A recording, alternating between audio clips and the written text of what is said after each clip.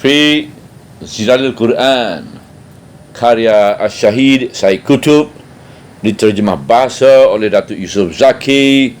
Semoga Allah memberkati dan merahmati ruh-ruh mereka.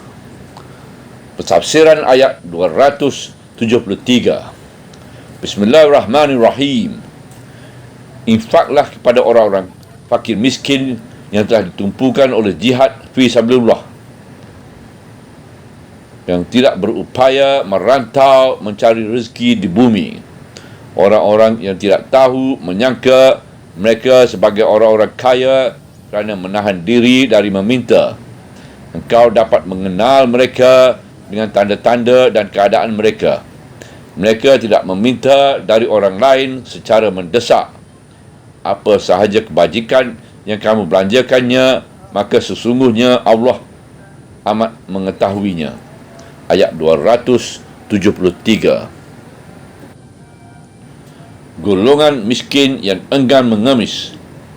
Dahulu sifat yang menarik ini menjadi sifat sekumpulan orang-orang muhajirin. Mereka telah meninggal harta benda dan keluarga mereka di Mekah untuk menetap di Madinah.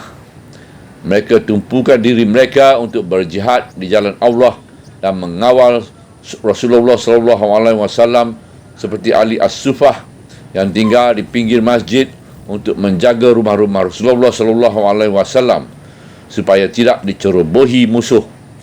Mereka telah ditumpukan untuk berjihad, dan kerana itu mereka tidak dapat merantau kerana berniaga dan mencari rezeki. Namun demikian, mereka tidak meminta-minta sesuatu dari orang lain. Mereka menahan diri dari meminta-minta hingga orang-orang yang tidak mengetahui keadaan mereka menyangka bahawa mereka adalah orang-orang kaya kerana mereka menahan diri dari meminta dan enggan dari menunjukkan kemiskinan mereka, yang tiada siapa yang mengetahui mereka melainkan orang-orang yang mempunyai perhatian yang tajam.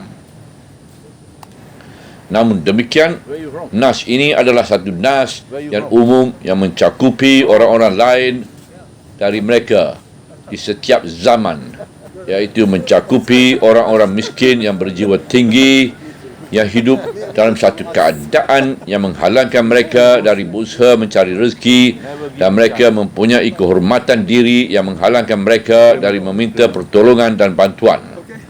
Mereka menahan diri dari meminta supaya kemiskinan mereka tidak ketara, dan kerana itu mereka disangkakan kaya oleh orang-orang yang tidak mengetahui keadaan mereka.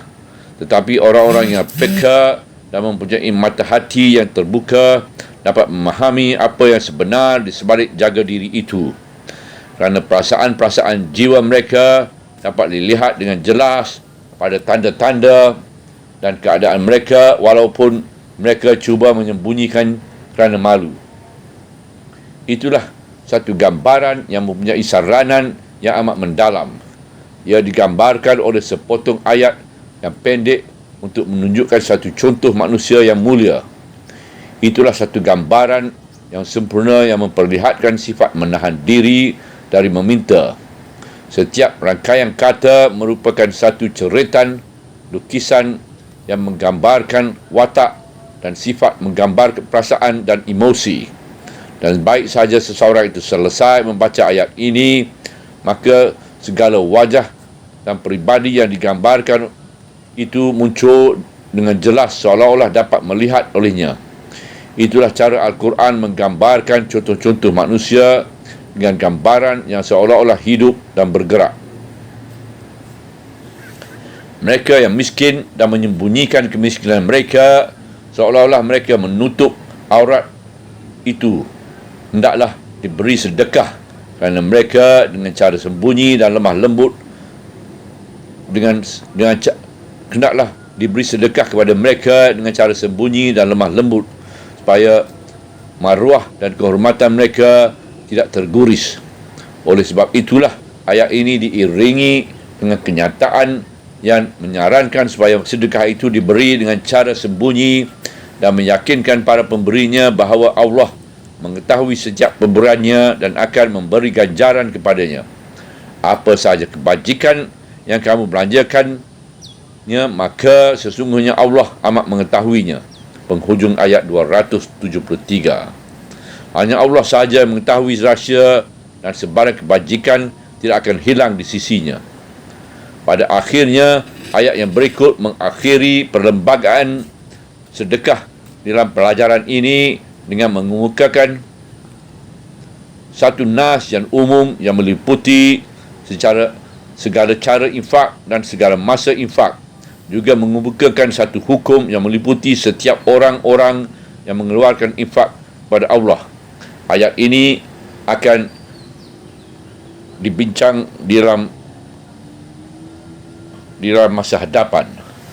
Subhanallah walhamdulillah wala ilaha illallah wallahu akbar wala haula wala quwata illa billahil aliyyil azim wala haula wala quwata illa billahil aliyyil azim wala haula wala quwata illa billahil aliyyil azim.